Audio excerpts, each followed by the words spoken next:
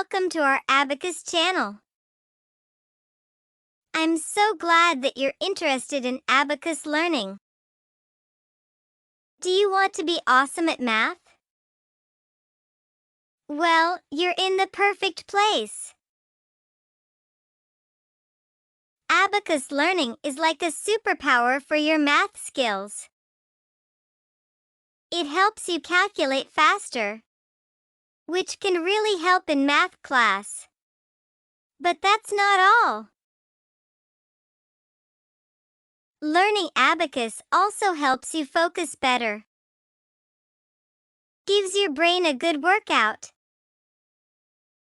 Improves your hand coordination. And makes you feel super confident. We're here to support you every step of the way. Big Y, the creator of this program, has spent 8 years mastering the abacus, and he's excited to share his knowledge with you. He's even created a helpful website called www.finemotormath.com for additional resources. Are you ready to join us on this exciting journey into the world of abacus? Let's learn together.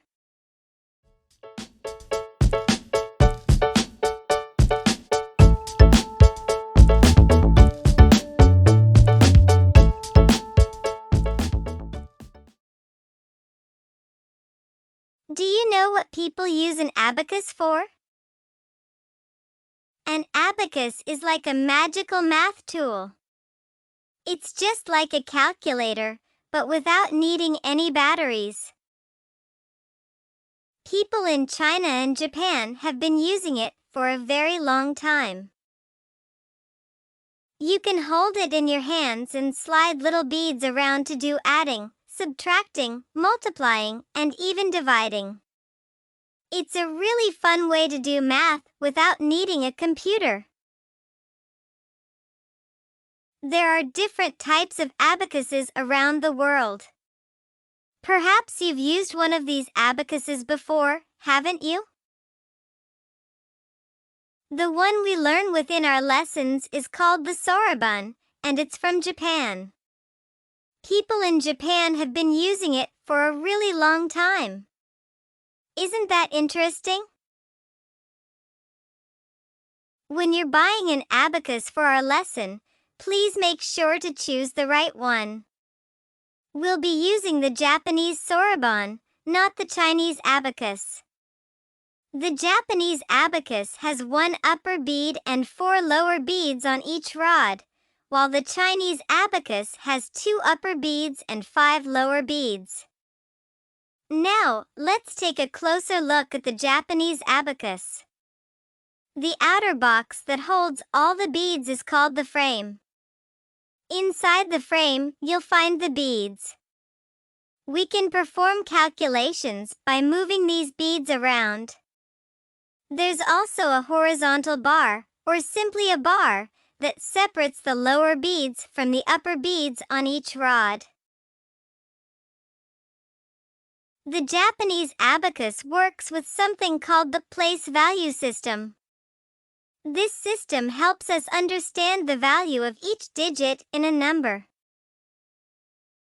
Let's say you have a number like 135. Each digit in this number has its own special place. The 1 is in the hundreds place, the 3 is in the tens place, and the 5 is in the ones place. So, when we talk about the place value system, we're saying that each digit has its own important spot, and its position tells us how much it's worth. Now, let's explore how the place value system works with the Japanese abacus. While the beads on the abacus may all look the same, each column represents a different place value, just like in our regular number system. Here's a cool trick to figure out the place value of each column on the abacus. The column with a black dot represents the ones place column. So, the column immediately to the left of the ones column is the tens column. Then, the column to the left of the tens column is the hundreds column, and so on. This way, even though the beads look the same, we can easily tell which place value each column represents on the abacus. See, any column with the black dot can be the ones place column, but you need to pick just one, and it's smart to pick the one nearer to the center. Because when the ones place column is closer to the middle, it's easier to use the abacus and write down the answers on paper. Can you find the ones place column on your abacus? Remember to look for the column with the black dot in the middle. That's where the operation starts. Let's look closely at the beads together. The beads above the horizontal bar are called the upper beads. Each upper bead has a value of 5. It will hold a numeric value depending on its place column. For instance, if it's in the ones column, its value is 5, and if it's in the hundreds column, its value is 500. The beads below the horizontal bar are called the lower beads.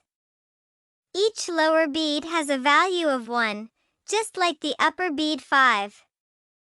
It holds a numeric value depending on its place column. For instance, if there's one lower bead in the ones column, its value is 1, and if there's one lower bead in the tens column, its value is 10. For example, on this abacus, you can see the number 213.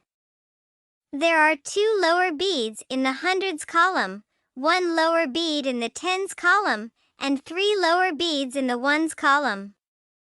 Each column represents a specific value, following the place value system. But don't worry, we'll explore that further in our next lesson. Okay, now I'll show you how to sit comfortably while using the abacus. When using the abacus, it's best to sit comfortably on a chair rather than on the floor or a low chair. Place your abacus in front of you at a comfortable distance. Make sure it's positioned so you can easily reach the beads without straining. Now, I'll show you how to hold a pencil while using the abacus. A short pencil is better for using with the abacus. It's easier to grab and work with, and you can quickly write down the answer when you're done. Now, if you're right-handed, hold the pencil with your right hand, using your middle, ring, and pinky fingers, while keeping your pointer and thumb free. Then, use your left hand to gently support the edge of the abacus. This way, you can work comfortably and easily. If you're left-handed, hold the pencil with your left hand and gently support the abacus with your left hand too. Use your right hand to move the beads. Just remember, your writing hand holds the pencil, and your right hand helps with the beads. We're almost ready for our abacus lesson. Before we start, let me show you how to reset the abacus. Resetting means clearing all the beads to start fresh, just like when you clear a calculator before beginning a new calculation. This video demonstrates how to reset the abacus. First, lift the abacus towards you with both hands so all the upper beads come down and attach to the bar. Then, gently put it back down. Using your pointer finger, swipe from left to right to clear all the upper beads. Now, give it a try on your own. Yay! Good job! I hope you got a good idea about what the abacus is and how it works. Big Y and I are here to help you on your abacus journey. For more fun videos and printables, visit our website at www.finemotormath.com. See you next time. Bye.